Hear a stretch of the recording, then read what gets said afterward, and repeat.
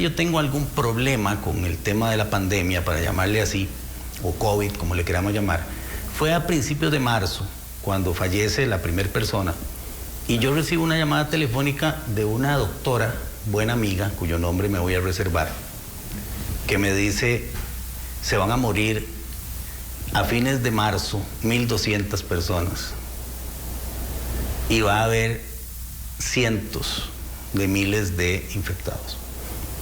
Y yo le digo, eso es falso. ¿De dónde saca los datos? Me habla del documento del Imperial College y ahí empiezo yo a estudiar el tema y me doy cuenta que todo es una farsa.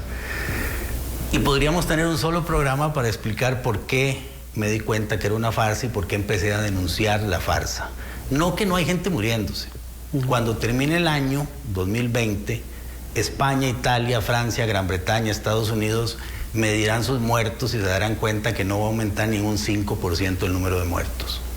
Ya va a ser lo normal. Lo normal y cada año. Ya voy a España a datos computando hasta abril, hay creo que son 7,000 muertos más en los primeros 4 meses del año 2020 en España este año que el año pasado, y había más muertos creo que en el 2017 en España los primeros 4 meses. Y así va a ocurrir en todos los países. Simplemente necesitaban, Claudio, resetear el capitalismo. Grandes filósofos y economistas han dicho, pasamos décadas hablando que la crisis del ambiente y del calentamiento global exigía apagar la economía, enfriarla un poco, y nadie hizo caso. De pronto un virus hizo que la economía se apagara. Le hicieron así a la ignición del vehículo del capitalismo para resetearlo y luego lo vuelven a arrancar. Y arranca igual. Y arrancó igual, solo que ahora hay unos perdedores y unos ganadores. Y detrás de todo esto hay uno de los negocios más crueles y viles. Y detrás de él está uno de los delincuentes internacionales más deplorables y cínicos, que se llama Bill Gates.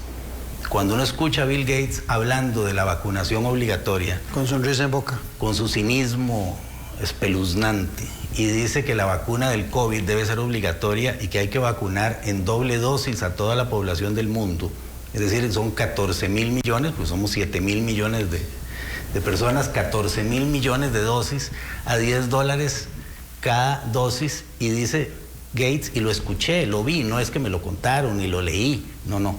Él dice, y los gobiernos tienen que exceptuar a las farmacéuticas que fabriquen la vacuna de cualquier responsabilidad por los daños que puedan haber de las personas que se vacunen. Y dice expresamente, calculo 700,000 personas mínimo que se van a ver muy afectadas por esa vacuna, y eso los estados son los que tienen que indemnizar. Podríamos tener un programa un día para analizar por qué creo que todo esto es exagerado. Y le voy a dar solo un solo dato.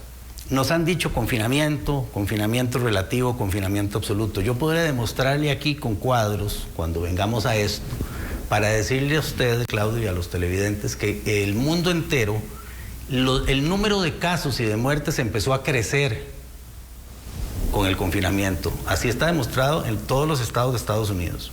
En Europa, cuando vino el confinamiento, empezó a bajar porque ya venía bajando los casos y los números de muertos. El confinamiento ni aumenta los casos ni disminuye los casos. Este es un virus que tiene una vida natural, que va a desaparecer o aparecer independientemente de que haya confinamiento o no.